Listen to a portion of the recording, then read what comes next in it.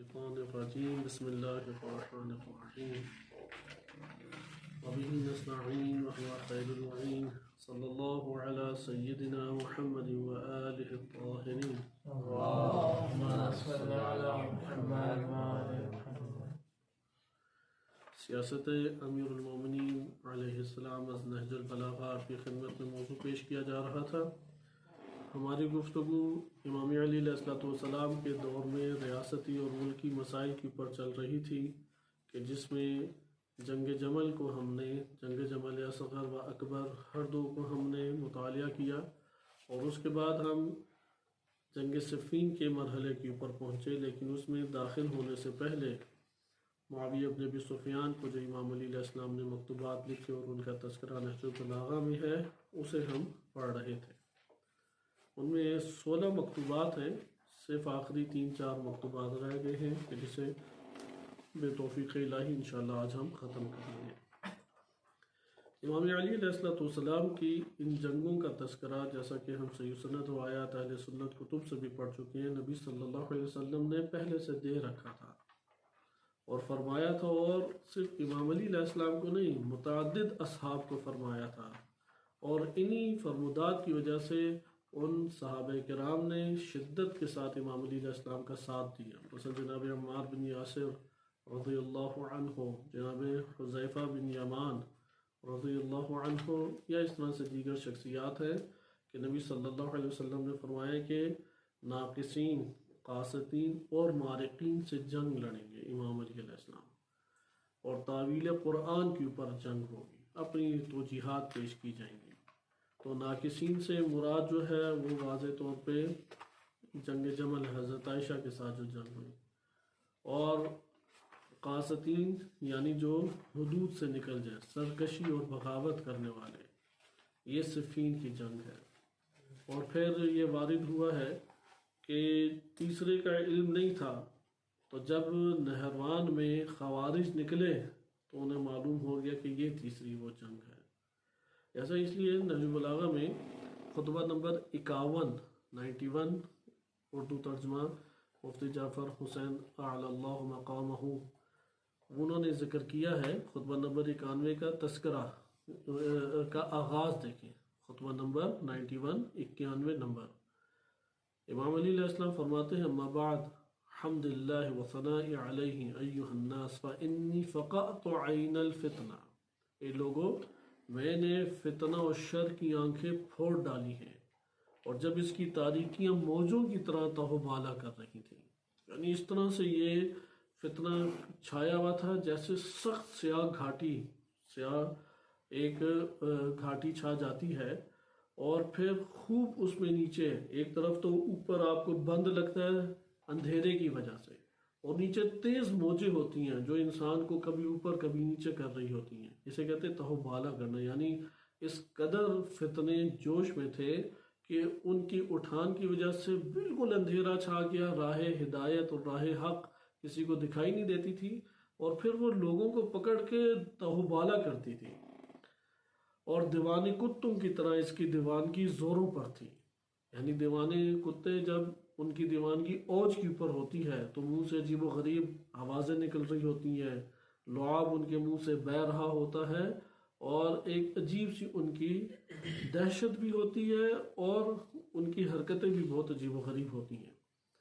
تو امام فرماتے ہیں پھر میرے علاوہ کسی ایک میں جرت نہیں تھی کہ وہ اس کی طرف بڑھتا، یعنی اس فتنے کی طرف بڑھتا۔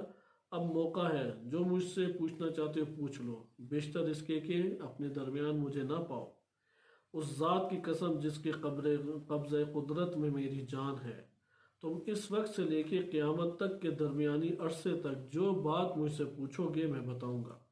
اور کسی ایسے گروہ کے متعلق دریافت کرو گے جس نے سو کر ہدایت کی ہو اور سو کر گمراہ کیا ہو، تو میں اس کے للکارنے والے اور اسے آگے سے کھینچنے والے اور پیچھے سے دھکیلنے والے اور اس کی سواریوں کی منزل اور اس کے ساز و سامان سے لدے ہوئے پالانوں کے اترنے کی جگہ تک بتاؤں گا، اور یہ کہ کون ان میں سے قتل کیا جائے گا اور کون اپنی موت مرے گا، اور جب میں نہ رہوں گا اور ناخوشگوار چیزیں اور سخت مشکلیں پیش آئیں گی تو دیکھ لینا کہ بہت سے پوچھنے والے پریشانی سے سر نیچے ڈال دیں گے، اور بتانے والے عاجز اور درماندہ ہو جائیں گے، اور یہ اس وقت ہوگا جب تم پر لڑائیاں زور سے ٹوٹ پڑیں گی اور سختیاں نمایاں ہو جائیں گی۔ یہ امام علی علیہ السلام کا یہ بیان کرنے کہ نبی صلی اللہ علیہ وسلم نے انہیں ان سب چیزوں کی خبریں دی نہیں تھیں کہ مستقبل میں کون کون سے فتنے ابھریں گے، حتیٰ کہ امام زمان علیہ السلام کی خبر کی خطبات میں تذکرہ آیا ہے، سفیانی کا تذکرہ آیا ہے، یا اسی طریقے سے امام علی علیہ السلام کا حجاج کیا تذکرہ ہے، اور بہت سارے فتنے جو مستقبل میں آنے تھے۔ بہرحال سارے کے سارے امام کے تو ہم تک نہیں خطبات پہنچ سکے اور ساری معلومات بھی نہیں پہنچ سکی، لیکن یہ بات اگر تمام کلام امیر المومنین علیہ السلام کو جمع کیا جائے تو اپنی حقانیت کو پہنچتی ہے کہ جو آپ نے خطبہ نمبر 91 میں دیکھا، یعنی امام علیہ السلام فرماتے ہیں یہ جو جنگیں ہوئی ہیں امام کی، ان جنگوں کی وجہ سے میں نے فتنے کی آنکھ پھوڑ ڈالی۔ اگر امیر المومنین علیہ السلام کی جرت نہ ہوتی اور وہ جنگیں نہ کرتے تو پھر اندھیرے ہی اندھیرے چھائے ہوئے تھے، نہ صحیح رائے حق کا پتہ لگتا اور نہ صحیح نظریے کی کوئی خبر ہوتی۔ تو امام نے یہ خود ارشاد فرمایا۔ اسی طریقے سے امیر المومنین علیہ السلام کا یہ خطبات معاویہ ابن ابی سفیان کے متعلق ہیں، اس لیے ایک دو خطبات ہیں، زیادہ تر مکتوبات ہیں، ہم پھر مکتوبات کی طرف منتقل ہوتے ہیں۔ خطبہ نمبر 198، 198 نمبر خطبہ، اس میں امام علی علیہ السلام فرماتے ہیں کیونکہ امام علیہ السلام معیار کی سیاست رکھتے تھے، یہ اس وقت ہم لوگوں کے لیے بہت زیادہ اہمیت کی حامل چیز ہے، بہت زیادہ، اور سابقہ دور میں بھی افکار اور نظریات کی بنیاد پہ قریبی سے قریبی افراد اختلاف رکھتے تھے۔ معیار کی بنیاد جب آپ معیار کے اوپر آتے ہیں تو ممکن ہے کہ بھائی بھائی کے خلاف ہو جائے، باپ بیٹے کے خلاف ہو جائے، استاد شاگرد کے خلاف ہو جائے، ہمسایہ ایک دوسرے کے خلاف ہو جائے، ایک ہی جماعت والے جو ہیں وہ آپس میں دو موقف اختیار کر لیں، کیونکہ بالآخر ایک حق کا موقف ہے۔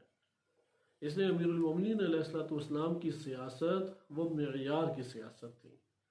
اہل بیت علیہ السلام نے جتنی بھی سیاست کی ہے اس کا مقولہ ہے، معیار کیا ہے، اس کا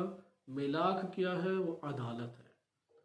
اور عدالت جیسے کہ آپ گزشتہ دروس میں یہ ملاحظہ کر چکے ہیں، عدالت کی حفاظت کس سے ہوتی ہے؟ وہ قانون اور شریعت سے ہوتی ہے۔ یہ آپ دوستوں نے کچھ دنوں پہلے بھی یہ سنا۔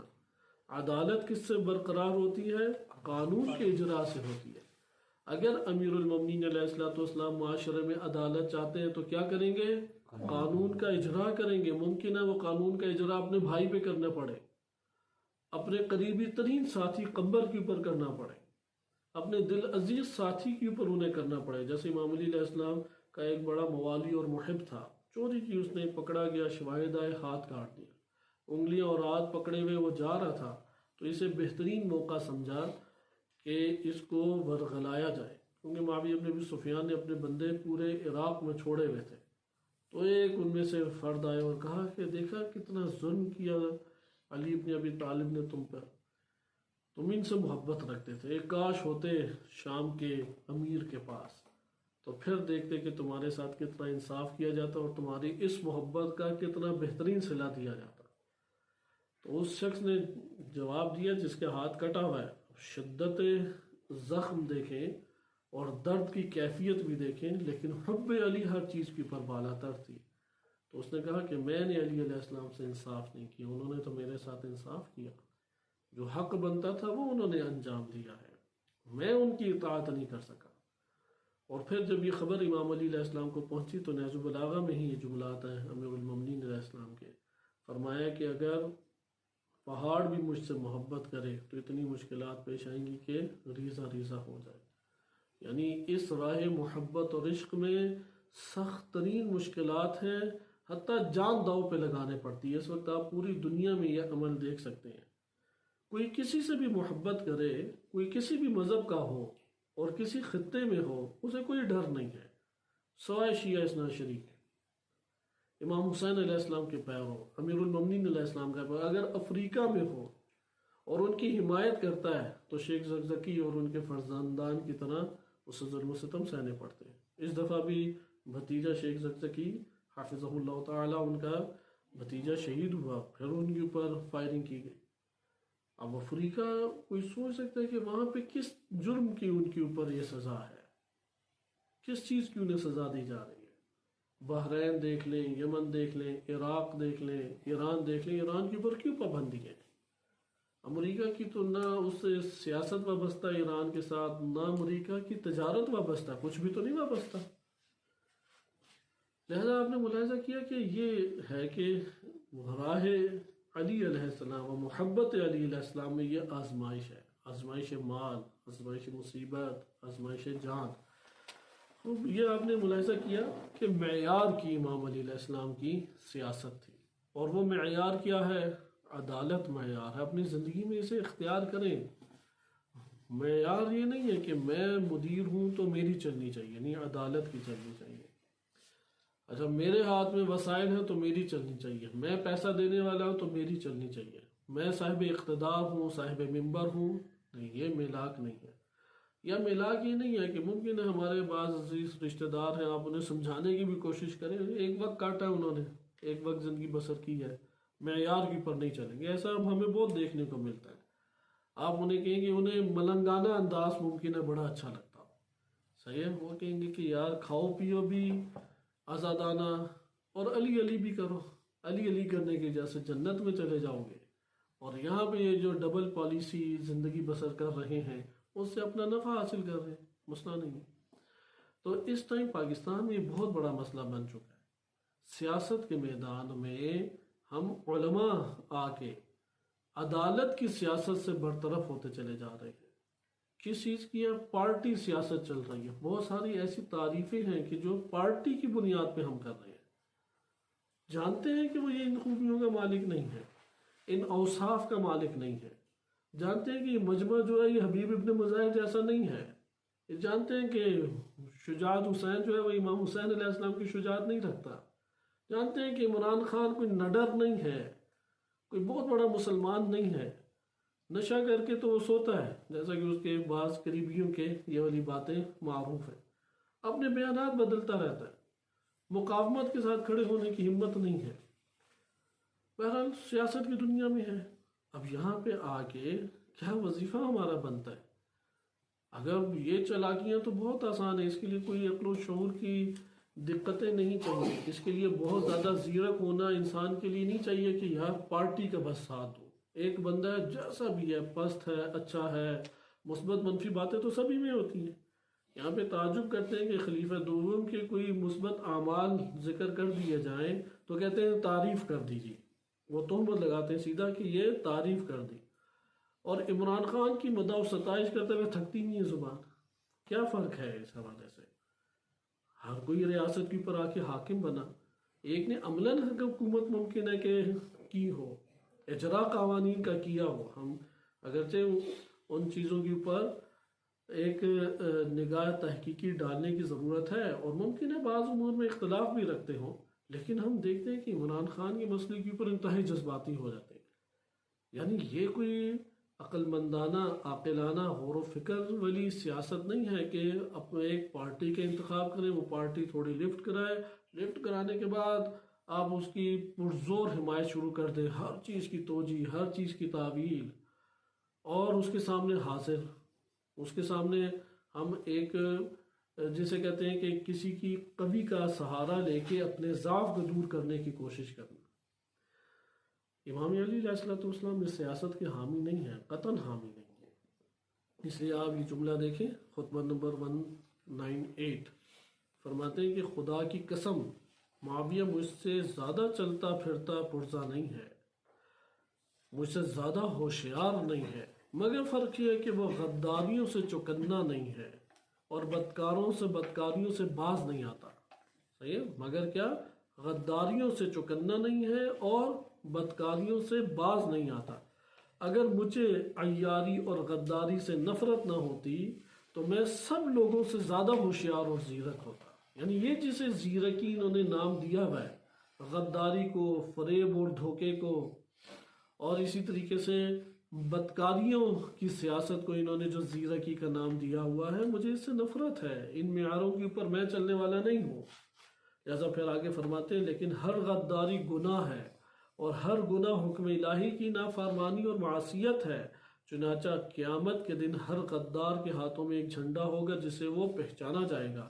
خدا کی قسم مجھے ہتھ کنڈوں سے غفلت میں نہیں ڈالا جا سکتا اور نہ سختیوں سے دبایا جا سکتا ہے۔ تم جو مرضی ہتھ کنڈے استعمال کر لو، لیکن علی ابن ابی طالب وہاں پہ ڈٹ کے انشاءاللہ کھڑے رہیں گے، اور سختیوں سے امام فرماتے ہیں مجھے دبایا نہیں جا سکتا۔ لہٰذا آپ نے ملاحظہ کیا کہ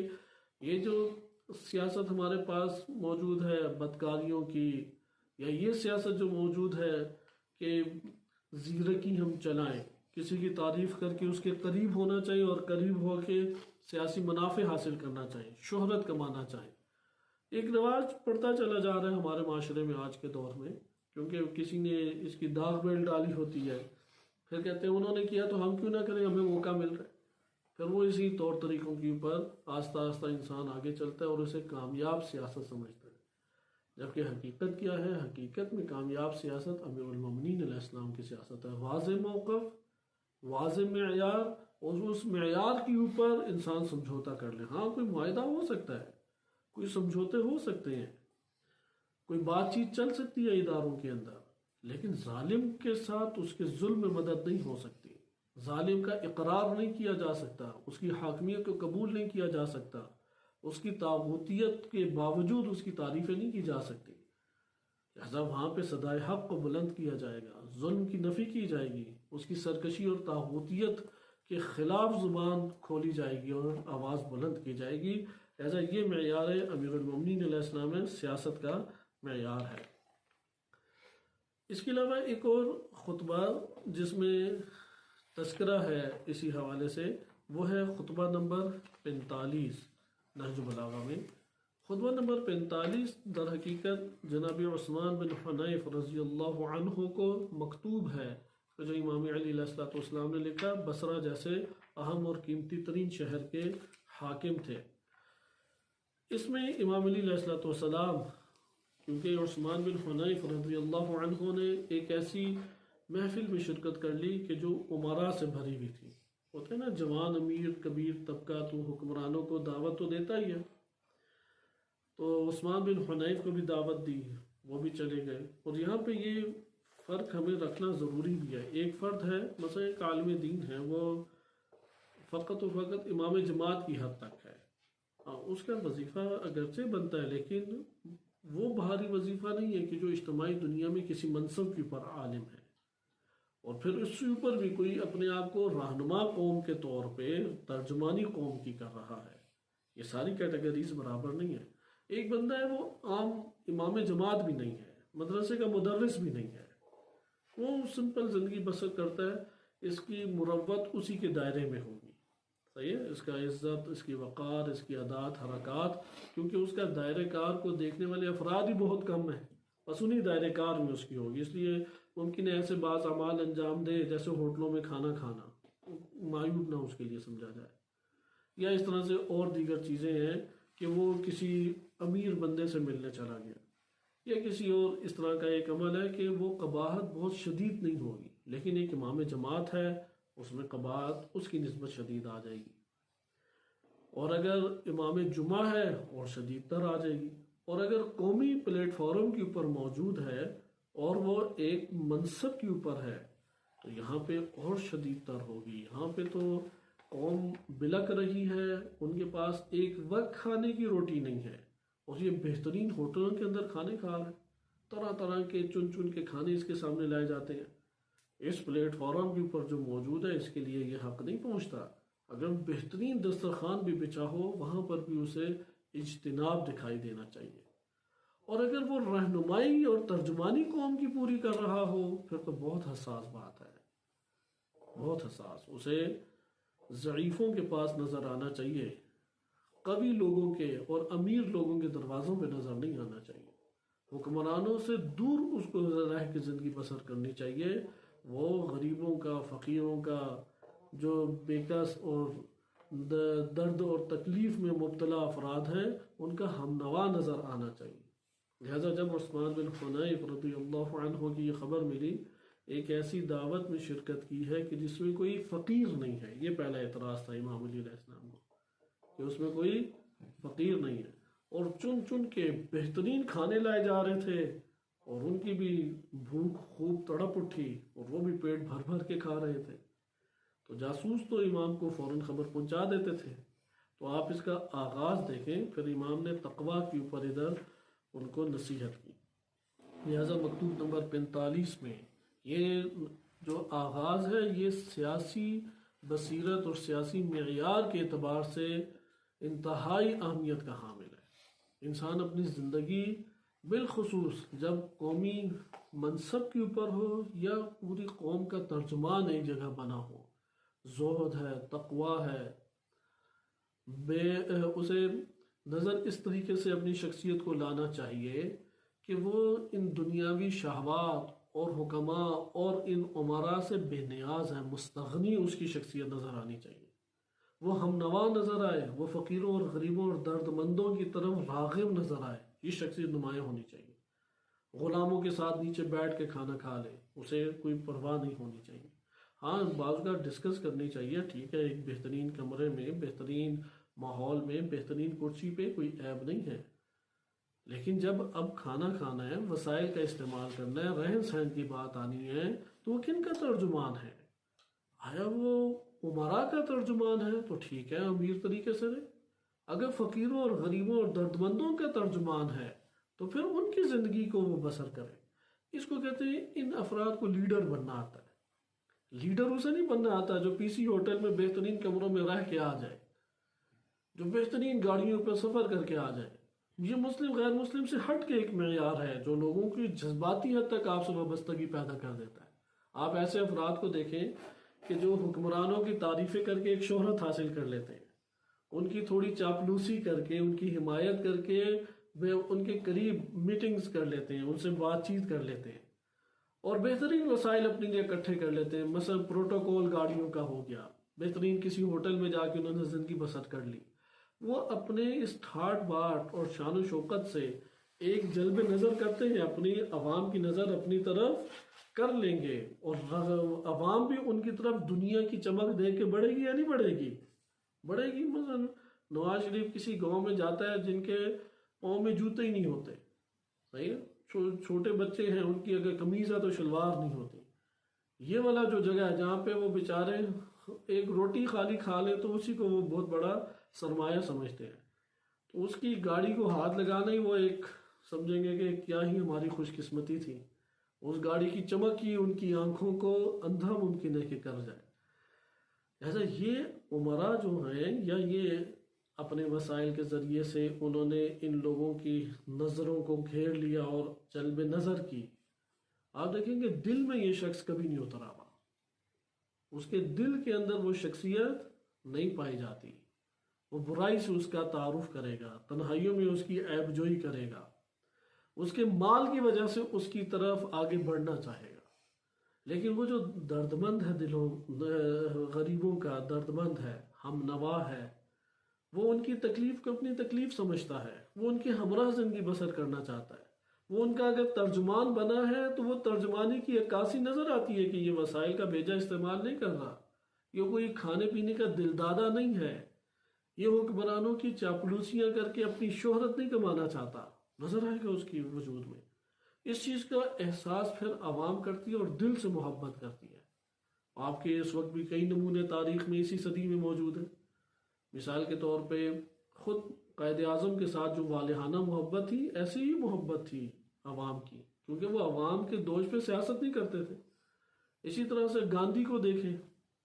اس کے لیے لوگوں نے قربانیاں دی، وہ بھوک ہڑتال کر کے بیٹھ جاتا، 3 4 دن کچھ نہیں کھانا پینا،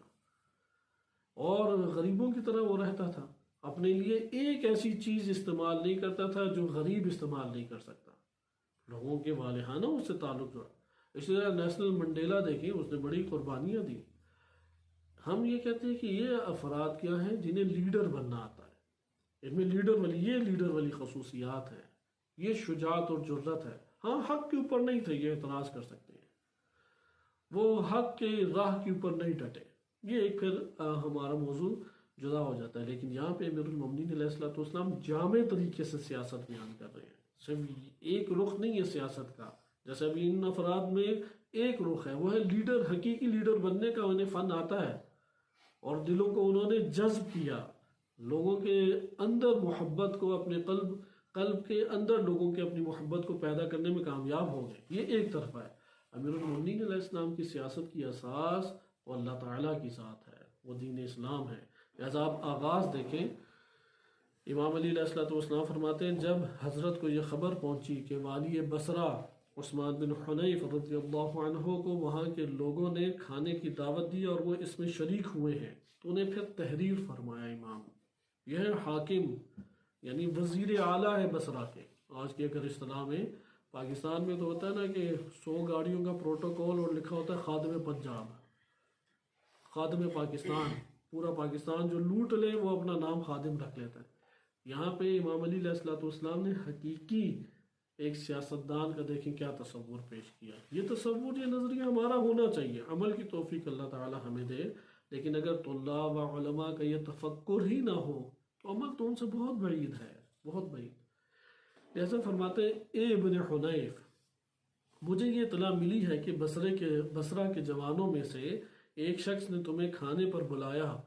اور تم لپک کر پہنچ گئے۔ رنگا رنگ کھانوں کے عمدہ کھانے تمہارے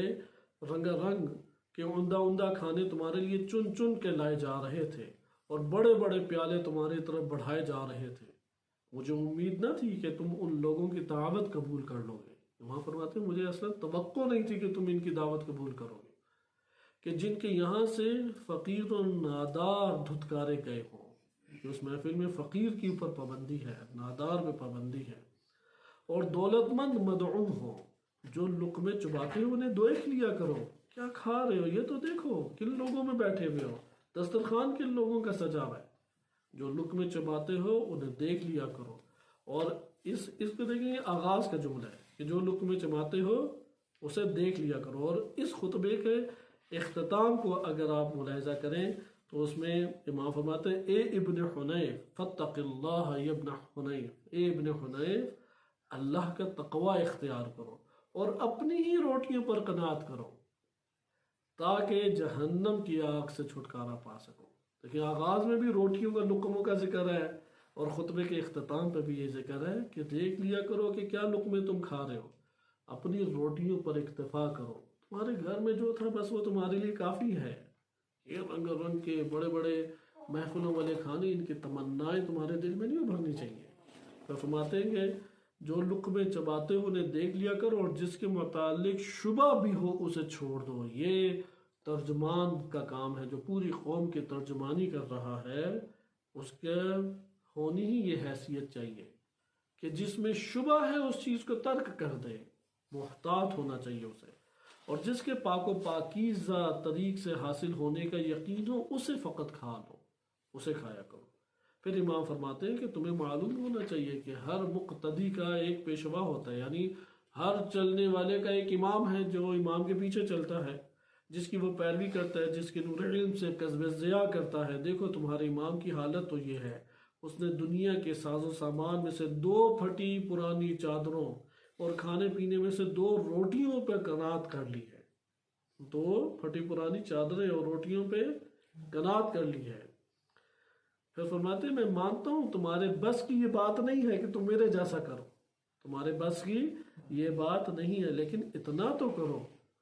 کہ تقوی اور سعی و کوشش اور پاک دامنی میں اور سلامت روی میں میرا ساتھ دو، یعنی میرے ساتھ نظر آؤ، کہیں کہ یہ علی ابن ابی طالب کا پیارا ہے۔ اتنا تو تقوی تمہاری جھلک ہونی چاہیے، تقوی سے اتنا تو زہد نظر آنا چاہیے۔ یہ دیکھیں یہاں پہ ممکن ہے کہ یہ شبہ لایا جائے، امام صادق علیہ السلام بھی تھے، انہوں نے بہترین لباس پہنا، کیونکہ امام صادق علیہ السلام کے دور میں غربت ایک نو ختم تھی۔ بنو عباس کے دور میں، بنو عباس کے دور میں بہت ترقی یافتہ ریاست ہو گئی تھی، اسی لیے یہ دلیل بھی آج ہمارے پاس بنتی ہے کہ صرف ریاستی منافع اور مفادات اور یہ جو ہمارے پاس بے روزگاری ہے، کرپشن ہے، صرف ان چیزوں کے چھٹکارے کی بنیاد پہ حکومت اسلامی کا ہمارا ایک مطالبہ نہیں ہے۔ حکومت اسلامی کا مطالبہ دین اسلام و اللہ سبحانہ وتعالیٰ کے حاکم ہونے کی وجہ سے ہے، اس کے ولی ہونے کی وجہ سے ہے۔ یہ صرف اس وجہ سے نہیں ہے کہ یہاں پہ ہماری غربت ختم ہو جائے، تعلیم ہمیں آ جائے، ترقی یافتہ بن جائے۔ وہ تو ابن عباس کی حکومتیں تھیں، بنو عباس کی حکومتیں تھیں، بنو عباس کی حکومتوں کی تائید کی ائمہ اہل بیت علیہ السلام نے۔ اس دور میں چونکہ غربت ختم ہو گئی تھی تو اب امام ہیں جو پوری کی پوری امت کے پیشوا ہیں، وہ ترجمان ہیں یا نہیں؟ اب امت جس سطح پہ زندگی بسر کر رہی ہے اس سطح کا وہ لینے کے حقدار ہیں یا نہیں؟ اس لیے امام صادق علیہ السلام نے اس مقدار کا، اس سطح کا لیا، اس سطح کے وسائل اپنی زندگی میں اختیار کیے، اگرچہ اس نرم اور بہترین لباس کے نیچے کھردرا اونی انہوں نے کپڑا پہنا ہوا تھا۔ اور یہ واقعہ ہماری کتب میں ہے، کیونکہ ایک تصوف ہے حکومتی تصوف جس کی اہل بیت علیہ السلام نے شدت سے نفی کی، ایک ہے جو اہل بیت علیہ السلام کے گھرانے سے تعلق رکھتے ہیں عرفاء، ان کی حمایت ہمیں کتب میں مل جاتی ہے۔ لیکن وہ جو حکومتی صوفیہ اور حکومتی فقہا اور مفسرین اور متکلمین یہ طبقہ تھا، اہل بیت علیہ السلام نے شدت سے ان کا بچنے کی تاکید بھی کی اور ان کی مذمت کی۔ سفیان ثوری اسی طریقے سے ایک شخصیت ہے جو عرفاء اور بہت بڑا صوفی بزرگ شمار ہوتا تھا۔ امام اچھا لباس پہن کے نکلے، سامنے سے وہ آیا تو امام کو فرمایا کہ آپ کے جد تو ایسے نہیں تھے، آپ نے اس گرمی میں ایسا لباس پہنا ہے کہ جو آپ کو بدن کو سکون دے۔ تو امام علیہ السلام نے اس نے ظاہری طور پہ کھردرا اونی لباس صوفیہ اس دور میں پہنتے تھے، بعض کہتے ہیں صوفی کہتے ہیں اسی وجہ سے، اپنے نفس کو اذیت دینے کے لیے بارگاہ الہی میں کہ نفس میرے بدن کو تکلیف پہنچتی رہے تاکہ نفس میرا عاجز رہے اللہ کے سامنے، کیونکہ جب بدن کو کامل راحت مل جاتی ہے تو سرکشی اٹھتی ہے، تو نفس کی سرکشی کو دبانے کے لیے وہ اپنے آپ کو، بدن کو تکلیف دیتے تھے، تو سخت گرمی میں اونی چبھتا ہوا لباس پہنتے تھے۔ آپ کبھی پہن کے دیکھیں سویٹر، گرمی کی شدت میں، جون جولائی کی گرمی میں، وسط آسمان کے اوپر سورج ہو اور آپ اس کے نیچے کھڑے ہو کے ذرا چند منٹ سویٹر پہن کے دیکھیں تب آپ کو یہ معلوم ہو جائے گا۔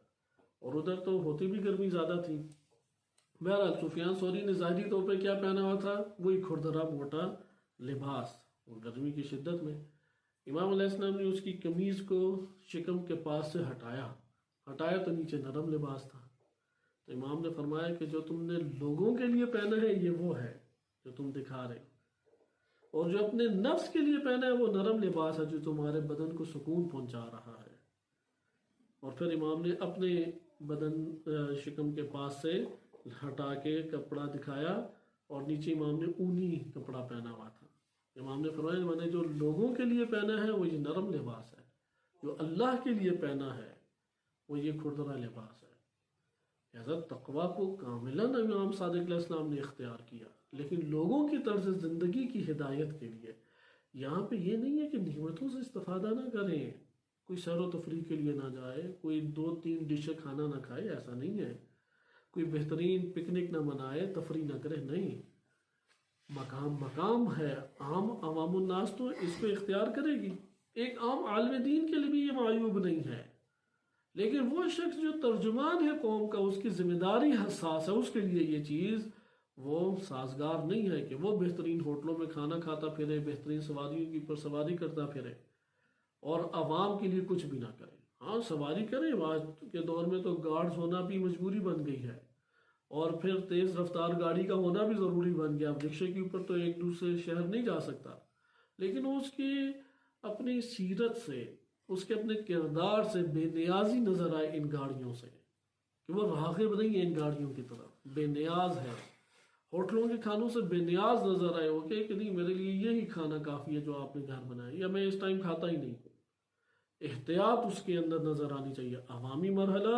وہ جدا ہے، اور قیادت کا مرحلہ یا رہنمائی کرنے والا عالم جیسے امام جمعہ ہے، یا امام جمعہ سے بھی بالا تر ایک قوم کا ترجمان ہے، اس کی سیاست جدا نظر آنی چاہیے۔ یہ آپ نے ادھر ملاحظہ کیا، اسی کے وسط میں امام فرماتے ہیں، یہ جو مکتوب تھا اصل میں بتانا اس کا وسط ہی مطلوب تھا، لیکن آغاز میں پھر سیاست امیر المومنین علیہ السلام کی جھلک، اور آج کے دور میں علماء، کیونکہ عراق میں فتنوں کا ایک بڑا سبب بعض علماء بھی بنے ہیں، جیسے ایران کے اندر جو فتنے کھڑے ہوئے ہیں اس میں ایک کلیدی اور اہم ترین سبب علماء بعض بنے ہیں، اور وہ کیا ہے؟ ان کی شاہ نواز زندگیاں، یعنی ان کی ایک مرفہ زندگی، اس میں بڑے بڑے انہوں نے پکنک پوائنٹس میں اپنی ایک قسم کی مسافرین چند ایکڑز پہ یا کنالوں کے اوپر بہترین پکنک پوائنٹ بنایا ہوا ہے، اور 2-3 مہینے ادھر رہ کے آتے ہیں، ادھر کوئی بھی نہیں جا سکتا، اور بہترین کھانے وغیرہ کھاتے ہیں بہترین گاڑیوں پہ، مثلا 2-3 کروڑ روپے کی گاڑیوں میں آنا جانا۔ 1-2 طلاب ہیں جو رہبر معظم کے تاجر البتہ تھے، وہ حاکم نہیں تھے، تاجروں کی قبیل سے رہبر معظم کے درس خارج میں جاتے تھے، تو رہبر کو جب اطلاع ملی تو انہوں نے ممنوع قرار دے دیا کہ اگر اس گاڑی کے اوپر کوئی میرے درس میں آتا ہے تو میرے درس میں شرکت نہ کرے، اور پھر انہوں نے بتایا کہ جو متوسط ترین گاڑی بنتی ہے اگر اس سے اوپر تعلیم لیتا ہے تو وہ میری نظر میں میرے درس کا حقدار نہیں ہے۔ ایسا یہ مسائل میں سے ادب ابھرا کہ انہوں نے شہنشاہیت اختیار کی، تو عوام نے کہا کہ وہ جو شاہ کے کارندے تھے ان میں اور آپ میں کیا فرق ہوا؟ کوئی آپ دونوں میں فرق نہیں ہے، آپ بھی کرپشن کر رہے ہیں، آپ بھی مال لوٹ رہے ہیں، آپ بھی سازشوں کا حصہ بن رہے ہیں پیسہ لے کے، وہ بھی یہی کام کرتے تھے۔ لہٰذا یہ ایک بڑے پیمانے پہ بدگمانی کا عوامی سبب بنا، جس کی خمیازہ ابھی بھی ایران بھگت رہا ہے، خصوصاً جو روحانی کا دور آیا 8 سالہ، تو اس دور میں یہ بہت بڑے پیمانے پہ انجام پایا کہ اس کی اپنی شخصیت کاملاً اسی طرح کی مرفہ شخصیت تھی، بے حجاب خواتین کے ساتھ تصویریں اتارنا، بہترین کھانوں کے اوپر ٹوٹ پڑنا۔ اس نے پہلا صدر ایران کا جس نے کوشش کی کہ جو شاہ کا محل تھا وہ انہوں نے آثار قدیمہ بنایا ہے، شاہ کے محل کا دفتر اپنے لیے دفتر قرار دے، کامیاب نہیں ہو سکا لیکن دفتر قرار دینے کی بھرپور کوشش کی۔ یہ روحانی کا بھائی ہے کہ جو سب سے بڑے کرپشن میں پکڑا گیا، ابھی جیل میں یا پھانسی ہو جائے نہیں معلوم، سب سے بڑی جو ایران کے اندر کرپشن ہوئی، تو یہ پھر عوام میں شدید بدگمانی کا باعث بنی، شدید بدگمانی کا۔ اس لیے جس دوسرے بندے سے پوچھے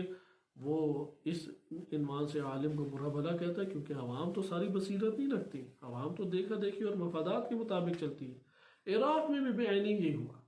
وہ علماء ان کے اجداد بڑے پاکیزہ زندگی بسر کرتے رہے، جیسے حکیم خاندان ہے یا دیگر، لیکن یہ خاندانوں کے افراد جب عراق کی پارلیمنٹ میں پہنچے یا اسی طرح حکومتی باسیزیں ان کے ہاتھ میں آئیں تو ان کی انتہائی مرفہ زندگی، عیاشی والی زندگی ان کے سامنے آئی، مہنگی ترین چیزیں لینا، بڑے بڑی جگہوں کے اوپر اپنے محل ٹائپ بنانے کی کوششیں کرنا، بہترین سواریوں میں سفر کرنا، غریبوں سے ناداروں سے اصل ملاقات ہی نہ کرنا۔ ادھر تو ایک انقلاب کھڑا ہو گیا عراق میں، اور اس قدر نفرت کہ علماء کا ایک قسم کا اس ٹائم پارلیمنٹ کے اندر داخلہ جو ہے وہ مشکل ہو گیا ہے، عوام کو اعتماد اٹھ گیا ان سے۔ وہ کہتے ہیں ظاہری طور پہ ہمیں دکھاتے ہیں بڑے مہذب سی شخصیت، ایک متقی پرہیزگار، جب ہاتھ میں آتا ہے تو اس سے زیادہ عیاشی کرنے والا بندہ ہمیں نظر نہیں آتا۔ ایسا ایک قسم کا عوام سے اعتماد اٹھا، یہ امام علی علیہ السلام نے بیان کیا، کیونکہ غربت اس دور میں چھائی بھی تھی امام علی علیہ السلام کی ریاست میں، اور حاکم ہے وہ بہترین کھانے کھا رہا ہے، تو اس لیے امام علیہ السلام نے یہ خط لکھا۔ یہ سیاسی اعتبار سے اہمیت کی حامل چیز ہے۔ اس میں پھر تقویٰ کو بیان کرتے ہوئے امام بیان فرماتے ہیں کہ مجھے رسول اللہ صلی اللہ علیہ وسلم سے وہی نسبت ہے جو ایک ہی جڑ سے پھوٹنے والی 2 جڑوں کو اور ایک دوسرے اور ایک شاخوں کو ایک دوسرے سے اور کلائی کو بازو سے ہوتی ہے، یعنی کلائی کو بازو سے جو نسبت ہے وہی میری نسبت نبی صلی اللہ علیہ وسلم اور میری نسبت ہے۔ پھر آگے فرماتے ہیں خدا کی قسم اگر تمام عرب ایکا کر کے مجھ سے لڑنا چاہیں، یعنی سب کے سب جم جائیں، متفق ہو جائیں اور تمام عرب میرے مقابلے میں آ جائیں، تو میدان چھوڑ کے پیٹھ نہ دکھاؤں گا، میدان میں ڈٹا رہوں گا، اور موقع پاتے ہی ان کی گردنیں دبوچ لینے کے لیے ایک ایک کر کے آگے بڑھوں گا، اور کوشش کروں گا کہ اس الٹی کھوپڑی والے بےہنگم ڈھانچے سے زمین کو پاک کر دوں، یعنی اس الٹی کھوپڑی اس الٹی کھوپڑی والے بےہنگم ڈھانچے سے زمین کو پاک کر دوں تاکہ کھلیانوں کے دانوں سے کنکر نکل جائیں. یعنی کھلیان ہوتے ہیں نا، یہ جو آپ فصل اگاتے ہیں یا فصل، اس میں بہت سارے کنکر آ جاتے ہیں، تو کنکر کو باہر نکالنا چھوٹے چھوٹے پتھروں کو پڑتا ہے. تو امام نے فرمایا کہ میں سب سے پہلے اگر میں علاج کروں گا تو یہی. ادھر مراد کیا ہے؟ معاویہ ابن ابی سفیان مراد ہے، یا جیسا کہ ادھر حاشیے میں لکھا بھی ہے اور بریکٹ میں بھی لکھا ہے کہ امام فرماتے ہیں میں سب سے پہلے اس کا علاج کروں گا تاکہ کھلیانوں سے کنکر نکل جائیں. اس کا علاج ہو گیا تو ساری چیزوں کا علاج ہو جائے گا. یہ امام کی سیاست کا وہ رخ ہے کہ جو ہمیں مغیرہ بن شعبہ کے اس مشورے کے برعکس سامنے لاتا ہے. اس نے کہا کہ مغیرہ نے آ کے امام کو مشورہ دیا کہ آپ معاویہ کو وہ شام کا حصہ رہنے دیں اس کے پاس، اپنی جو ریاست ہے اس میں اپنے حکمرانوں کو آپ مستقر کریں، اور جب وہ صحیح طریقے سے ان کے پاؤں جم جائیں اور آپ بھی اپنی فوج کو منظم کر لیں اور تمام حالات تھم جائیں تو پھر ایک ساتھ ہی شام کے اوپر حملہ کریں اور وہ جگہ لے لیں. ظاہری طور پہ بڑا خوبصورت دکھائی دیتا ہے، لیکن امام علی علیہ السلام کا شدت سے یہ موقف تھا کہ معاویہ ابن ابی سفیان کو جب تک وہاں سے نہ نکال دیا جائے اور شام کا علاقہ ہاتھ نہ لے لیا جائے کوئی اور کام نہیں کرنا. عدالت کا قیام اس ریاست میں اس حصے کو لینے کے لیے ہے، اور یہ ہمیں جو ہم دروس پڑھ چکے ہیں اس سے تو ہمارے لیے بہت زیادہ روشن ہو گیا. ابھی تو شام کے ساتھ جنگ ہے، اور جنگ جب ہوتی ہے تو وہ علاقہ متزلزل ہوتا ہے یا اپنی قوت رکھتا ہے وہاں پہ. یعنی جنگ کے عالم میں ضعف آ جاتا ہے یا اور قوت آ جاتی ہے؟ ضعف آ جاتا ہے، کیونکہ اقتصاد اس کی خرچ ہو رہی ہے، افراد خرچ ہو رہے ہیں، گھروں میں مسائل پیدا ہو گئے ہیں، امن و امان کا نیندیں لوگ نہیں پوری کر سکتے، ایک خوف ہراس پھیلا ہوا ہے. وہ اس متزلزل شام کے علاقے سے پورے امام علی علیہ السلام کے علاقوں کے اوپر ایک سازشیں اور مختلف طرح کے مشکلات کھڑی کرنا شروع کیا ہوا ہے. اور اگر ادھر قوت حاصل ہو جاتی پھر تو اصلا توقع ہی نہیں تھی. ابھی تو یہ متزلزل ہے شام کہ مصر امام علی علیہ السلام کے ہاتھوں سے لے لیا، آئے روز قتل و غارت انہوں نے پھیلائی ہوئی ہے، آئے روز پروپاگنڈا انہوں نے پھیلایا ہوا ہے، طرح طرح کی مکاریوں سے وہ کام لیتے ہیں. اگر وہ جگہ جم جاتی اور قوت اختیار کر جاتی پھر تو امام علی علیہ السلام کے لیے بہت ہی مشکل، ناممکن ہے قسم کا ہو جاتا. ایسا امام کا فیصلہ اس کا یہ مطلب ہے کہ انتہائی عاقلانہ اور سیاست کی دنیا کے اعتبار سے بھی انتہائی نپاتولہ اور بہترین فیصلہ تھا. چند مکتوبات جو ہمارے پاس رہ گئے ہم اسے تیزی سے دیکھ لیتے ہیں کہ مکتوب نمبر میں آپ کی خدمت میں 55 نمبر مکتوب پڑھ رہا ہوں کہ اس مکتوب میں امام علی علیہ السلام فرماتے ہیں، یہ 3 ہمارے پاس یا 4 مکتوب رہ گئے ہیں، تو ایک مکتوب کی شرح آپ کی خدمت میں ذکر کی جائے گی، بقیہ کو تیزی سے قرات کیا جائے گا. مکتوب نمبر 55 معاویہ کے نام. بعد حمد و صلاۃ، معلوم ہونا چاہیے کہ خداوند متعال نے دنیا اس کے بعد کی منزل کے لیے بنائی ہے. دنیا کس کے لیے بنائی ہے؟ بعد والی منزل پہ. یہ اگر جملہ ہمارے ذہنوں میں رہ جائے ہم اپنی زندگی میں شاید یہ کوتاہی کر سکیں. گناہ تو دور کی بات ہے، سستی بھی نہیں کر پائیں گے. دنیا بعد والے جہان کے لیے اللہ نے بنائی ہے، اور اس میں لوگوں کو آزمائش میں ڈالا ہے. یہ آزمائش گاہ ہے تاکہ معلوم ہو کہ ان میں کس کے لیے اعمال بہتر ہیں. اعمال بہتر اللہ کو تو پتہ تھے، معلوم ہے اللہ سبحانہ وتعالیٰ کو. ہمیں وہ اندر جیسے بیج کے اندر جو کچھ ہے اسے تدریجاً وقت چاہیے تاکہ وہ سب کچھ نکال کے جو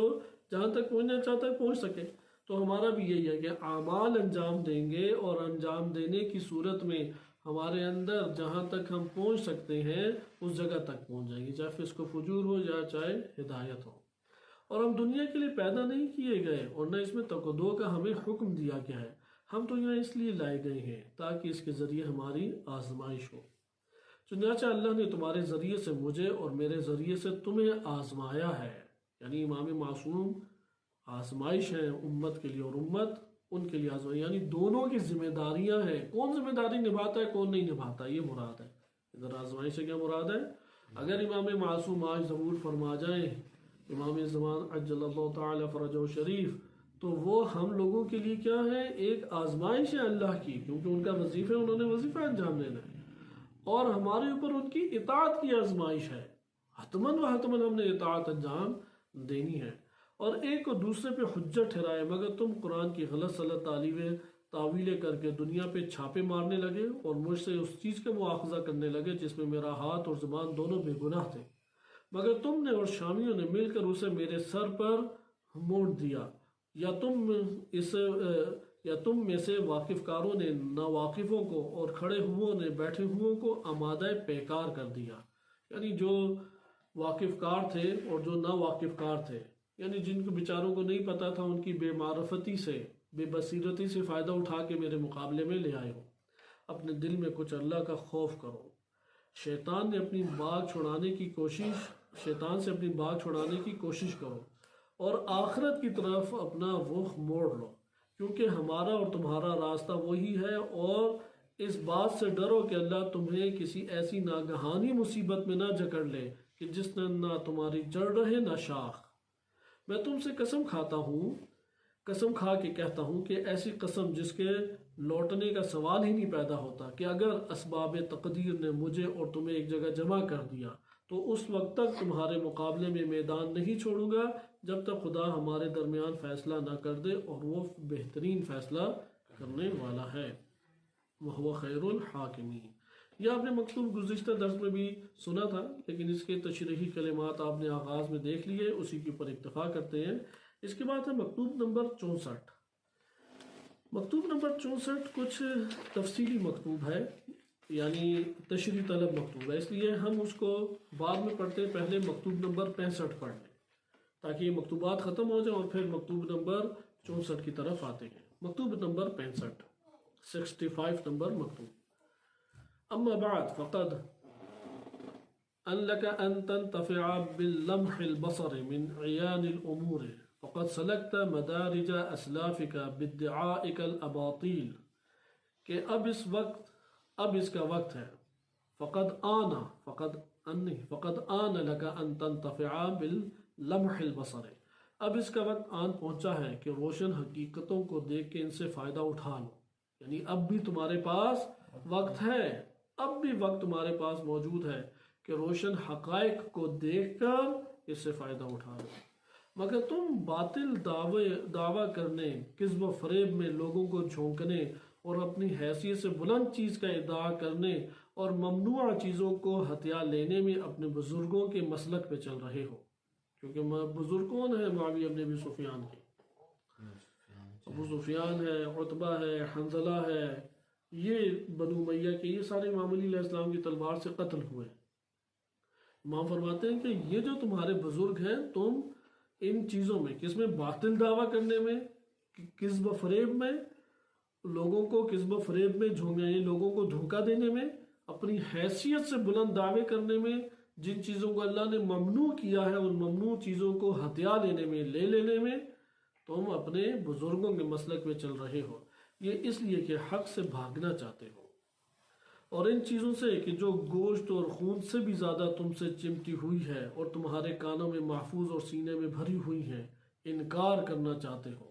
یعنی یہ جو موت تمہیں آنے والی ہے، تم گویا کہ اس کا انکار کرنا چاہتے ہو، تم حق کو چھوڑنے کے بعد کھلی ہوئی گمراہی اور بیان حقیقت کے نظر انداز کیے جانے کے بعد سراسر فریب کاری کے سوا اور ہے کیا، یعنی تمہارے پاس حق کو چھوڑنے کے بعد کھلی ہوئی گمراہی اور بیان حقیقت کے نظر انداز کیے جانے کے بعد سراسر فریب کاری کے سوا اور کیا ہے تمہارے پاس؟ لہذا شبہات اور ان کی طلبی کاریوں سے بچو، یعنی ان کی تعویلوں سے تم بچو، شبہات ہیں اور پھر ان کی توجیحات ہیں، کیونکہ فتنے مدت سے دامن لٹکائے ہوئے ہیں اور ان کے اندھیروں نے آنکھوں کو چندھیا رکھا ہے۔ فتنے ایک مدت سے دامن پھیلائے ہوئے ہیں، دامن پھیلا کے نا گھیر لیتے ہیں نا چیزوں کو۔ آپ نے دیکھا ہوگا فقیر کس طرح سے پیسے مانگتا ہے،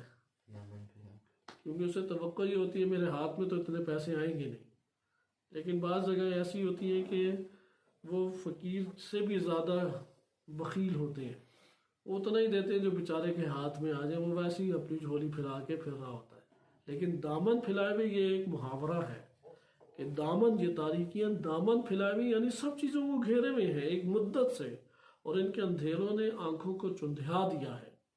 تمہارا خط مجھے ملا ہے ایسا کہ جس میں قسم قسم کی بے جوڑ باتیں، جن سے صلح اور دامن کے مقصد کو کوئی تقویت نہیں پہنچ سکتی، اور اس میں ایسی خرافات ہیں کہ جن کے تانے بانے کو حلم و دانائی سے نہیں بنا۔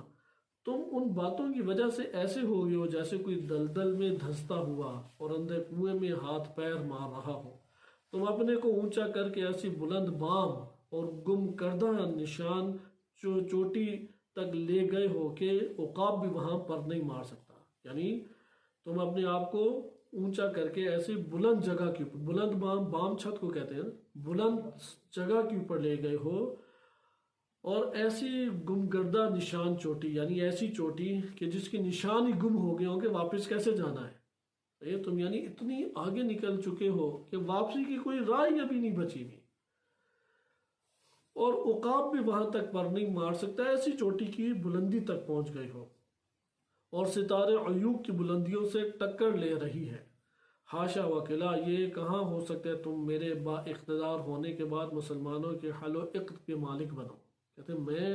امام فرماتے ہیں اقتدار میں ہوں اور تمہیں کوئی منصب دے دوں، یہ کبھی بھی نہیں ہو سکتا، یا میں تمہیں کسی ایسے شخص پر بھی حکومت کا کوئی پروانہ یا دستاویز لکھ دوں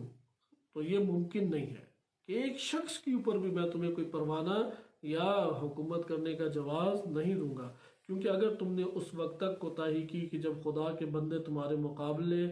کو اٹھ کھڑے ہوں، پھر تمہاری ساری راہیں بند ہو جائیں گی، اس لیے پہلے تمہارے پاس ابھی وقت ہے، رام ہو جاؤ۔ لیکن اگر اللہ کے بندے نکل کھڑے ہوئے اور تم سے ٹکرا گئے، پھر تمہارے پاس کوئی راہ نہیں ہے، اور جو صورت تم سے آج قبول کی جا سکتی ہے اس وقت قبول نہیں کی جائے گی، اس لیے ابھی مہلت ہے، میری بیعت میں تم لوٹ آؤ۔ یہ امام کا مکتوب نمبر 65 ہے۔ اس میں چند چیزیں ہیں کہ جس کی تشریح کی جائے، لیکن ہم جو 64 نمبر مکتوب ہے اسی کے ضمن میں انشاءاللہ تعالی دیکھیں گے۔ اس حوالے سے ہمارے پاس مکتوب نمبر 73 نمبر مکتوب بنتا ہے، یہ اس حوالے سے آخری مکتوب ہے، یا مکتوب نمبر 75، مکتوب نمبر 73 اور 75 یہ دو آخری مکتوب ہیں، لیکن چھوٹے چھوٹے ہیں۔ مکتوب نمبر 73 کو آپ ملاحظہ کریں، امام فرماتے ہیں کہ میں تم سے سوال جواب کے تبادلے اور تمہارے خطوں کو توجہ کے ساتھ سننے میں اپنی طریقہ کار کی کمزوری اور اپنی سمجھ کی غلطی کا احساس کر رہا ہوں۔ یعنی میں نے مسلسل تمہارے ساتھ یہ جو مکاتبات کیے ہیں، تمہارے خطوط کا جواب دیا ہے اور تمہیں راہ حق کی طرف لانے کی کوشش کی ہے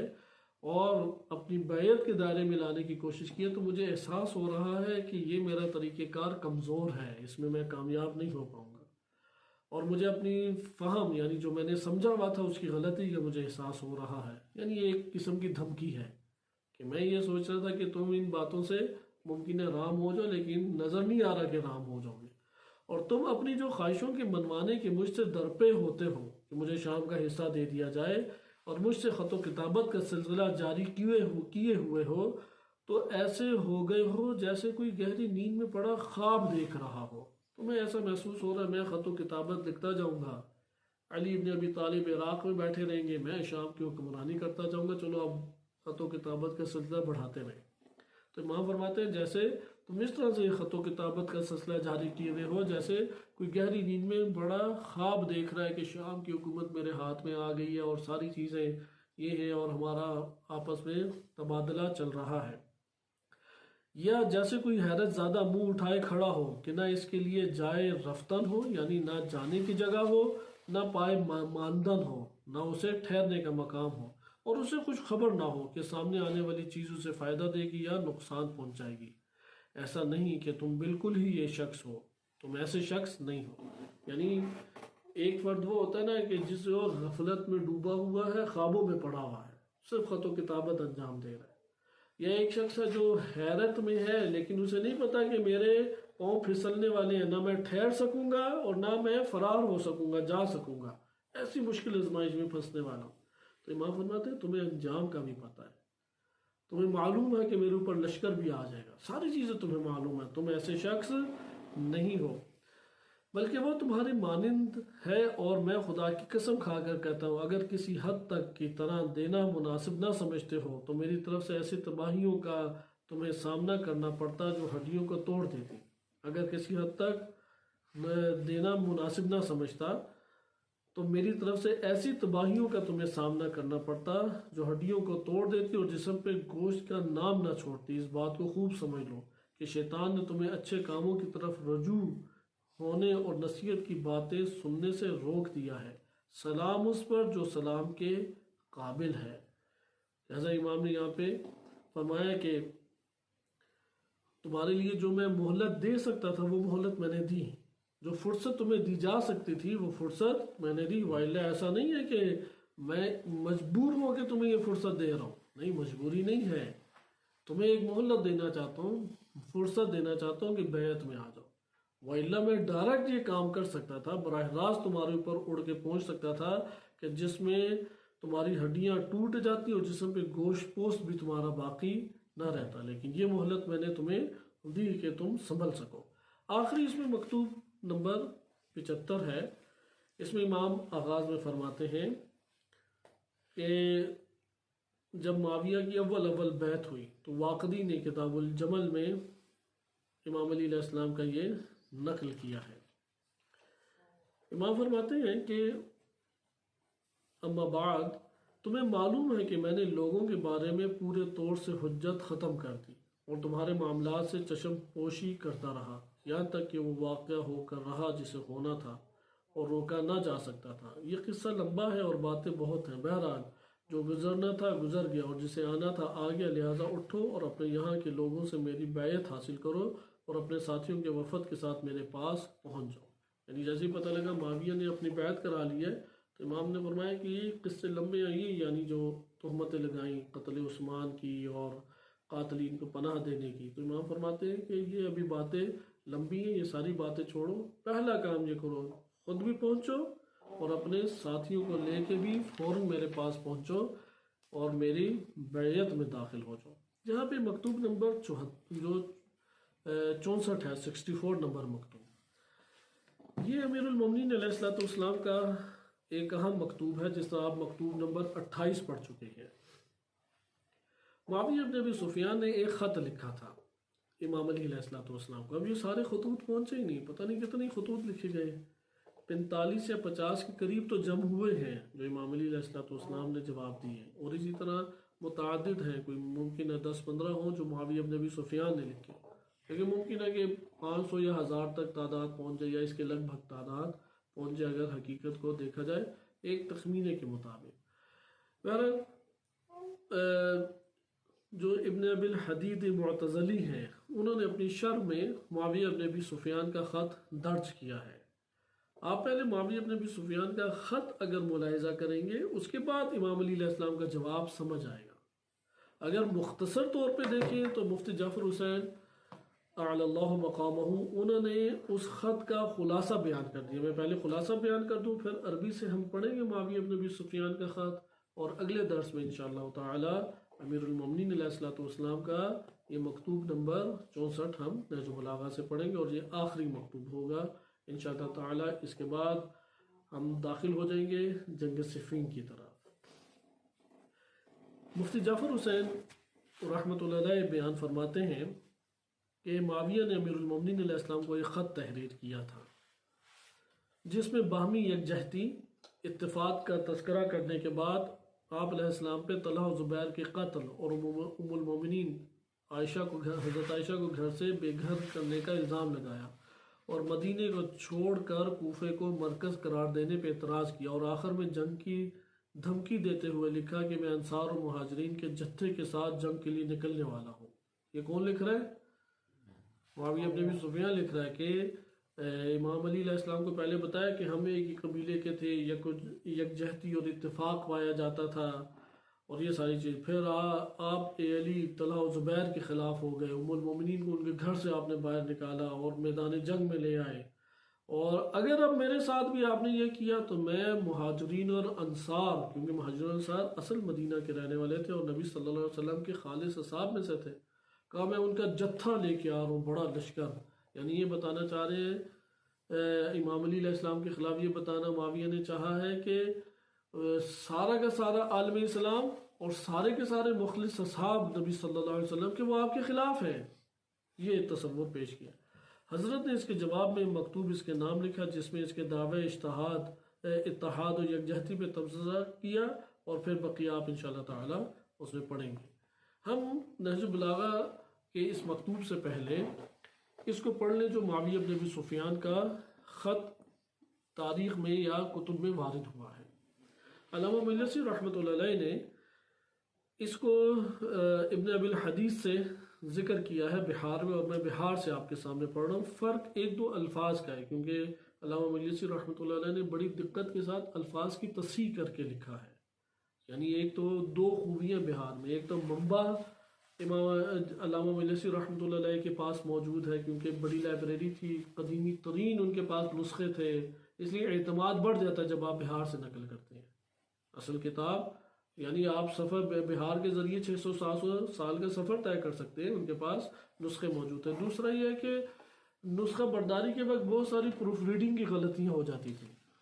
تو علامہ مجلسی رحمۃ اللہ علیہ نے وہ غلطیوں کی اصلاح کی، اس لیے اصلاح شدہ آپ کے پاس کلام آ جاتا ہے۔ اس میں تیزی کے ساتھ آپ کی خدمت میں یہ پڑھا جاتا ہے۔ کتبہ معاویہ، یہ جلد نمبر 33 صفحہ نمبر 89 میں 402 نمبر حدیث ہے۔ اس کو عنوان دیا ہے، حدیث کا عنوان، یعنی حدیث امام معصوم سے نہیں، یعنی کلام ہے 402 نمبر۔ کتبہ معاویہ الیہ، امیر المومنین علیہ السلام کی طرف معاویہ نے لکھا، اور کیا لکھا؟ من معاویہ ابن ابی سفیان الی علی ابن ابی طالب،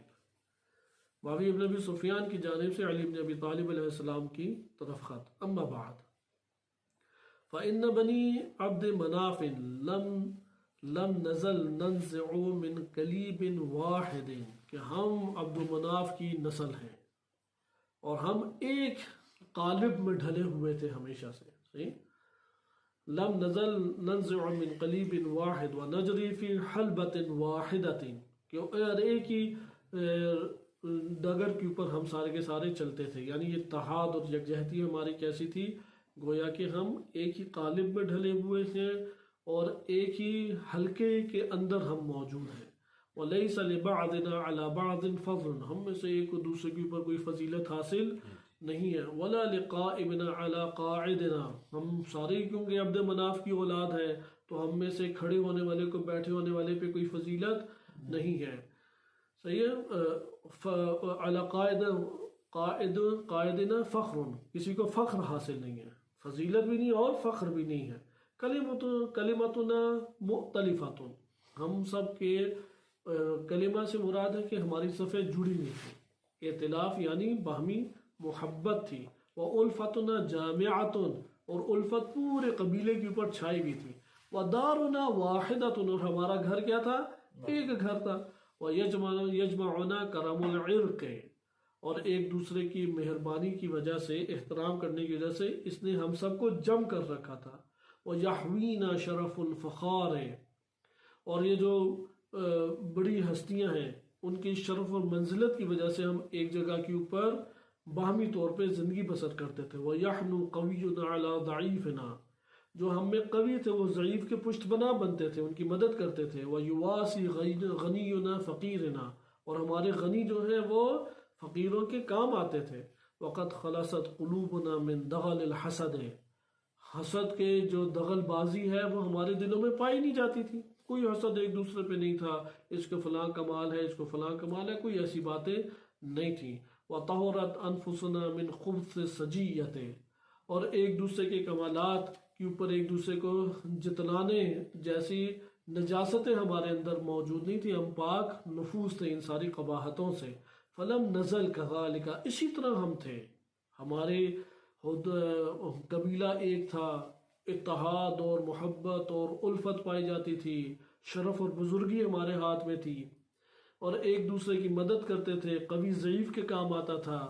غنی فقیر کے کام آتا تھا، اس طرح سے زندگی بسر کر رہے تھے۔ حتی کان منک من الادہان فی امر ابن عمک والحسد له وتضریب الناس علیہ، یہاں تک کہ تمہاری جانب سے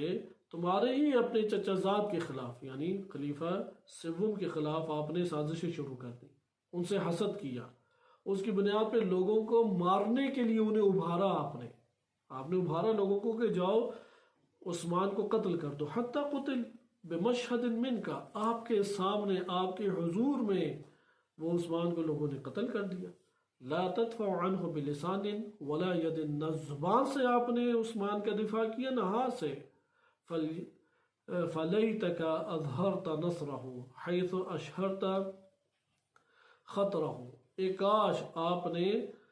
جس طرح سے ظاہر لوگوں کے سامنے کیا ہوا تھا ویسی مدد بھی تو کرتے ہیں. لوگوں کے سامنے حیثیت اپنی اپنی بنائی ہوئی تھی ویسی لوگوں کے سامنے مدد کرتے.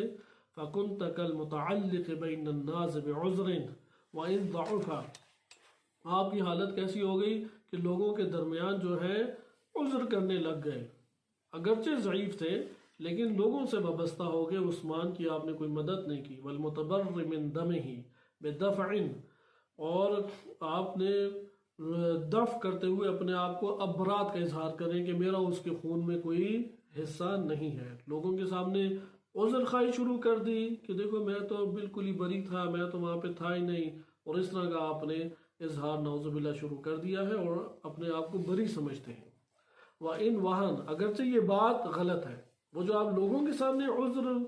پیش کر رہے ہیں، مجبوریاں اپنی پیش کر رہی ہیں، وہ بھی ضعیف ہے. اور یہ جو اپنے آپ کو بری خون سے ثابت کر رہے ہیں کہ میرا اس خون میں کوئی حصہ نہیں ہے اور کوئی ہاتھ نہیں ہے، یہ بھی کمزور بات ہے. وَلَكِنَّكَ جَلَسْتَ فِي دَارِكَ،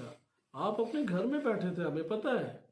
تَدُسُّ إِلَيْهِ الدَّوَاهِي، لیکن آپ نے ساری کی ساری بلیات اور مصائب اور مشکلات عثمان کی طرف آپ نے بھیجی. وَتُرْسِلُ عَلَيْهِ الْأَفَاعِي، اور زہریلے سانپ جو ڈسنے والے ہیں وہ آپ نے اندر داخل کیے، یعنی افراد جو زہریلے قتل کرنے والے افراد ہیں آپ نے عثمان کے اوپر بھیجے ہیں. اگرچہ ظاہری طور پہ گھر میں بیٹھے ہیں لیکن پیچھے ساری سازش کون چلا رہے ہیں؟ امام کو کہا کہ آپ چلا رہے ہیں. حتی اذا قضیت وطرک منہ اظہرت شماتتا، یعنی جب آپ کا مقصد پورا ہو گیا تو شماتہ کہتے ہیں کہ دشمن کو مصیبت میں دیکھ کے خوش ہونا. روایات میں مذمت آئی ہے کہ آپ جس سے ٹکراتے ہیں یا جس سے آپ کے ایک ٹسل چل رہی ہے اسے مصیبت میں دیکھ کے، مشکل میں دیکھ کے مت خوش ہو. تو یہاں پہ انہوں نے اس طرح سے معاویہ نے لکھا کہ جب آپ کا مقصد حل ہو گیا تو عہدے کا قتل ہو گیا، اب جو عثمان کے اوپر مشکلیں پڑی ہیں اس سے خوش ہو رہے ہیں. وَأَبْدَيْتَ طَلَاقَةً، یہ جو خوشی آپ کے چہرے کے اوپر آپ نے ظاہر کی ہوئی ہے یہ سارے لوگوں کے سامنے آشکار ہے. وَحَسَرْتَ لِلْأَمْرِ عَنْ صَاعِدِكَ، اور پھر حسرت جو آپ کے اندر پائی جاتی تھی اس امر کی کہ آپ نے مدد نہیں کی اور اس سے آپ نے کاملاً درگزر کیا یہاں تک کہ قتل ہو جائیں. وَشَمَّرْتَ عَنْ سَاقِكَ وَدَعُوتَ إِلَى نَفْسِكَ، یعنی سارے معاملات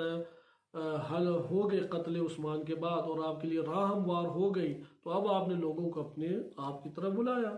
وَأَكْرَهْتَ أَعْيَانَ الْمُسْلِمِينَ عَلَى بَيْعَتِكَ، اور مسلمانوں کی جو بڑی بڑی شخصیات ہیں انہیں آپ نے مجبور کیا کہ میری بیعت کرو، آپ نے مجبوراً ان سے بیعت لی ہے.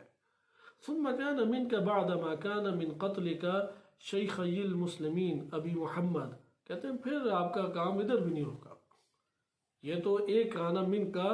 وہ پہلے کانا من کا کیا تھا، وہی جو قتل عثمان بیان کیا، آپ کی جانب سے یہ سارے اعمال تھے. پھر کہتے ہیں آپ کی جانب سے اور کیا اعمال ہیں. ما کان من قتل کا، کہتے ہیں جو بعد میں تو ہو گیا، اس کے بعد آپ کا اگلا کیا کام ہے کہ آپ نے قتل کیا ہے مسلمانوں کے سربراہ اور شیخ ابو محمد طلحہ کو اور ابو عبداللہ زبیر کو، زبیر بن عوام کو آپ نے قتل کیا، طلحہ کو آپ نے قتل کیا. وَهُمَا مِنَ الْمَوْعُودِينَ بِالْجَنَّةِ، ان دونوں کو تو جنت کی بشارت دی گئی تھی، وعدہ کیا گیا تھا کہ طلحہ اور زبیر جنت میں جائیں گے اور آپ نے انہیں پکڑ کے قتل کر دیا. وَالْمُبَشِّرُ قَاتِلُ أَحَدِهِمَا بِالنَّارِ الْآخِرَةِ، اور ان دونوں میں سے ایک کے قاتل کو تو جہنم کی بشارت دی گئی ہے. هَذَا إِلَىٰ تَشْرِيدِكَ بِأُمِّ الْمُؤْمِنِينَ عائشہ، اور آپ نے ام المؤمنین عائشہ کو گھر سے پکڑ کے باہر نکالا. وَإِحْلَالِهَا مَحَلَّ الْهَوَانِ، اور ان کو آپ نے انتہائی پسترین میدان جنگ کے اندر جا کے اتارا. وَإِن مُبْتَذِلَةً بَيْنَ أَيْدِ الْأَعْرَابِ وَفَسِقَةِ أَهْلِ الْكُوفَةِ، اور عرب بدو دیہاتوں کے سامنے اور اہل کوفہ کے فاسقین کے سامنے آپ نے ان کو لا کھڑا کیا. فَمِن بَيْنِ مُنْتَهِرٍ لَهَا وَبَيْنِ شَامِتٍ بِهَا وَبَيْنَ سَاخِرٍ مِنْهَا، کہ پھر ان کے سامنے ان کی ہتک کی، ان کو ذلیل و خوار کیا، انہیں اس طریقے سے آپ نے پھر مشکلات کے حوالے کیا. اترى ابن عمك كان بهذا لو رآه راضيا او يكون عليك ساخطا ولك عنه زاجرا. کیا تم یہ سمجھتے ہو کہ آپ کے جو چچا زاد ہیں یعنی نبی صلی اللہ علیہ وسلم، اگر وہ دیکھتے تو وہ راضی ہوتے آپ کے اس کام سے، یا وہ آپ کے اوپر ناراض ہوتے، یا آپ کو اس کے اوپر ڈانٹتے؟ ان تؤذي في اهله، کہ آپ رسول اللہ کے اہل و عیال کو یعنی ان کی زوجہ کو اذیت دیتے ہیں. وتشرد بحلیلته، اور منتشر گھر سے باہر پکڑ کے ان کی عزت کو پامال کیا. وتصفک دماء اہل ملتہ، اور رسول کی اہل ملت کو، ان کے امت کو آپ قتل و غارت کرتے اور خون بہاتے ہیں. ثم ترکک دار الہجرہ، پھر آپ نے، کیونکہ کوفہ کو امام نے دارالخلافہ بنایا تھا، پھر کہا کہ مکہ مدینہ کو ہی چھوڑ دیا آپ نے. التي قال رسول اللہ صلی اللہ علیہ وآلہ عنہا ان المدینۃ لتنفی خبثها، کہ رسول اللہ صلی اللہ علیہ وسلم نے مدینہ کے بارے میں فرمایا تھا مدینہ جو ہے وہ اپنے خباثت کو دور کر دیتا ہے، یعنی جو ادھر رہتے ہیں ان کے دلوں کو پاک کرتا ہے. کما ینفی الکیر خبث الحدید، جس طرح سے کیر یعنی وہ ایک آپ کہہ لیں کہ دھات ٹائپ ہے کہ جو لوہے کو صاف کرتی ہے، زنگ وغیرہ یا چیزیں صاف کر دیتی ہے، اس طرح خود مدینہ لوگوں کے دلوں کو صاف کرتا ہے. فلعمری لقد صح وعدہ وصدق قولہ، میری جان کی قسم اگر وعدہ رسول صلی اللہ علیہ وسلم صحیح ہے اور ان کا قول صدق ہے. وَلَقَدْ نَفَتْ خَبَثَهَا وَطَرَدَتْ مِنْهَا مَنْ لَيْسَ بِأَهْلٍ أَنْ يَسْتَوْطِنَهَا، تو آپ نے مدینہ کے جو دور کرنے والے یہ نفت خبثہ، مدینہ نے اپنے وجود جو رہنے والے لوگ ہیں ان سے خباثت کو دور کر دیا. یعنی یہی مدینہ کے لوگ بہترین، اصل میں مدینہ کے زیادہ تر لوگ کس کے حامی تھے؟ وہ تو حامی حضرت ابوبکر اور حضرت عمر کے تھے. تو اس لیے مدینہ کے لوگوں کی بڑی تعریف کی، کیونکہ امیر المومنین علیہ السلام کو پہلے انہوں نے ہی تنہا کیا تھا. پھر قتل عثمان بن عفان کے بعد امیر المومنین علیہ السلام کی انہوں نے بیعت کر لی. تو یہاں پہ اب وہ دیکھیں اپنے اس طریقے سے ابھار رہا ہے. پھر آگے بیان کیا کہ عربی میں ٹائم کم ہے، عربی کو ہم نظر انداز کرتے ہیں اور اس میں اہم نکات بیان کرتے ہیں. کہ امام کو پھر بیان فرمایا کہ آپ نے دو ایسے علاقوں کے درمیان ایک کوفہ کو رکھا، یعنی کوفہ کو دارالخلافہ بنا دیا، اور حرمین کی برکت سے آپ دور ہو گئے اور کوفہ پہ راضی ہو گئے، جبکہ یا مدینہ کو آپ کو اختیار کرنا چاہیے تھا یا اس طرح سے کوئی اور علاقہ. اور پھر نبی صلی اللہ علیہ وسلم کی قبر کی مجاورت سے، ان کی قریب جو آپ کو ہمسائیگی حاصل تھے، اس سے بھی اپنے آپ کو آپ نے دور کر لیا. اور اسی طریقے سے پھر کہا کہ اس سے پہلے بھی آپ نے نبی صلی اللہ علیہ وسلم کے جو دو خلیفہ ہیں ان کے ساتھ بھی ایسا ہی سلوک کیا تھا، اور ان کے لیے بھی آپ نے مسائل کھڑے کیے. وَامْتَنَعْتَ مِنْ بَيْتِهِمَا، ان دونوں کی بیعت سے آپ نے انکار کر دیا. اور پھر امر کو وَرُمْتَ أَمْرًا لَمْ يَرَكَ اللَّهُ تَعَالَى لَهُ أَهْلًا، اور اس طریقے سے اس امر حکومت کو پھر آپ نے اٹھا کے پھینکا کہ اللہ تعالیٰ اس کے اہل کے علاوہ کسی کے لیے نہیں رکھتا، یعنی خود اسے لینے کی کوشش کی. اور پھر سیڑھیاں خود اس حکومت کو لینے کے لیے بنائیں، اور پھر چالاکیاں چلیں، تیزیاں دکھائیں، اور اس حکومت کو آپ نے لے لیا. پھر اختتام کے پر بعض آیات کا تذکرہ کیا ہے، اور پھر یہ ذکر کیا ہے کہ وَهَا أَنَا الصَّائِرُ إِلَيْكَ فِي جَمْعٍ مِّنَ الْمُهَاجِرِينَ وَالْأَنصَارِ، کہ میں جلد ہی مہاجرین اور انصار کی ایک بڑی جمعیت لے کے آپ کی طرف آ رہا ہوں. تحفهم سیوف شامیہ، کھلی ہوئی تلواریں، لہلہاتی تلواریں جو ہیں وہ ان کی ہیں. ورماح قحطانی، قحطانی نیزے ان کے ہاتھوں میں ہیں، اور وہ اللہ کی طرف اس تحکیم کے لیے کہ آپ نے جو یہ قبضہ کیا ہے چھڑانے کے لیے آ رہے ہیں. فانظر لنفسک والمسلمین، اپنے آپ کو بھی دیکھ لیں اور مسلمانوں کا بھی جائزہ لے لیں، یہ سارے مسلمان آپ کی طرف آ رہے ہیں. فَادْفَعْ عَلَيَّ قَتَلَةَ عثمان، عثمان کے جو قاتلین ہیں وہ مجھے پکڑا دو. فَإِنَّهُمْ خَاصَّتُكَ وَخُلَصَاؤُكَ، یہ سارے قاتلین آپ کے قریبی ہیں، نزدیکی ہیں، خواص ہیں. وَالْمُحْتِقُونَ بِكَ فَإِنْ أَبَيْتَ، اگر اس پہ انکار کیا، إِلَّا سُلُوكَ سَبِيلِ اللِّجَاجِ، تو پھر وہی سلوک کیا جائے گا جو ایک ہر درم کے ساتھ کیا جاتا ہے، وَالْإِصْرَارُ عَلَى الْغَيِّ وَالضِّلَالِ، اور جو کسی گمراہ اور کجروی کی راہ کے اوپر چلنے والے کے ساتھ کیا جاتا ہے وہی میں سلوک کروں گا۔ فَعْلَمْ، جان لو ان هذه الآیہ نزلت فیک، یہ آیت آپ کے بارے میں اتری ہے، وفی اہل العراق معک، اور آپ کے علاوہ اہل عراق کے لیے اتری ہے۔ ضرب اللہ مثلا قریۃ، کہ اللہ تعالیٰ مثال دیتا ہے ایک ایسے علاقے کی، کانت آمنۃ مطمئنۃ، کہ بڑی امن و امان کے ساتھ مطمئن زندگی بسر کرتے تھے، یأتی رزقها رغدا من کل مکان، ہر طرف سے بھر بھر کے رزق اس کے لیے آتا تھا۔ فکفرت بانعم اللہ، پھر اس قریہ نے، بستی نے، علاقے نے اللہ کی نعمتوں سے انکار کر دیا۔ فذاقها اللہ لباس الجوع والخوف بما كانوا يصنعون، تو لوگوں کی ان حرکتوں کی وجہ سے اللہ نے لباس بھوک اور خوف ان کے اوپر ڈال دیا۔ یہ اختتام تھا، اور اس کے بعد امام علی علیہ السلام نے جواب دیا۔ ادھر نکات اپنے ذہن نشین کر لیں۔ پہلا ہے کہ قتل عثمان کی تہمت، اور کہا کہ یہ آپ نے ان کے ساتھ ظلم کیا، خود ساری کی ساری آپ نے وہ بچائی، یعنی یہ اتحاد و یکجہتی کے بعد ہم سارے ایک تھے، کسی پہ کوئی فضیلت نہیں ہے، کوئی فخر نہیں ہے، ایک دوسرے کی مدد کرتے تھے۔ آپ نے آ کے سارے مسائل کھڑے کیے، آپ نے عبد مناف کے پورے خاندان کو توڑ پھوڑ کے رکھ دیا ہے۔ اور کہاں سے توڑ پھوڑ شروع ہوئی ہے؟ عبد مناف کی نسل سے عثمان بن عفان سے جو حسد کیا اور ان کے خلاف آپ نے کوششیں کی، یہ پہلا ہے۔ یعنی عبد مناف کی یکجہتی اور اتفاق کو معاویہ بن ابی سفیان کے اس خط کے مطابق نعوذ باللہ امام علی علیہ السلام نے توڑا۔ پھر دوسری بات یہ پیش کی کہ آپ نے بڑی تیزی اور چلاکی اور مکاری سے کام لیا، نعوذ باللہ، گھر بیٹھے رہے اور مصیبتیں خوب سازشیں کر کے کھڑی کی عثمان کے خلاف، اور زہریلے ڈسنے والے سانپ اندر بندوں کی شکل میں آپ نے ڈال دیے، اور پھر خوشی خوشی اس کے بعد لوگوں سے آپ نے بیعت لی اور مجبور کیا لوگوں کو۔ نمبر 2 کہ آپ نے طلحہ اور زبیر کو قتل کیا، ام المومنین حضرت عائشہ کی عزت کو پامال کی، انہیں ایسی جگہ پہ لا ٹھہرایا جو ذلت کی جگہ ہے، جو میدان جنگ ہے، اور نبی صلی اللہ علیہ وسلم کبھی آپ پہ راضی نہ ہوتے۔ نمبر 4 کوفہ کو آپ نے دارالخلافہ بنایا، اور رسول اللہ صلی اللہ علیہ وسلم کی مجاورت سے دور ہو گئے، اور مدینہ جس کے بارے میں روایات ہیں اسے ترک کر دیا۔ اور نمبر 5 کہ آپ نے اس سے پہلے رسول اللہ کے خلیفاؤں کے ساتھ بھی اسی طرح کے کام کیے کہ ان کی بیعت سے انکار کیا، اور پھر کہا کہ میں ایک بڑا لشکر لے کے آ رہا ہوں، یا تو عثمان کی قاتلین میرے حوالے کر دو، یا یہ مسلمانوں کا لشکر آ کے اوپر پڑے گا، اور پھر میں وہی سلوک کروں گا جو کجروی اور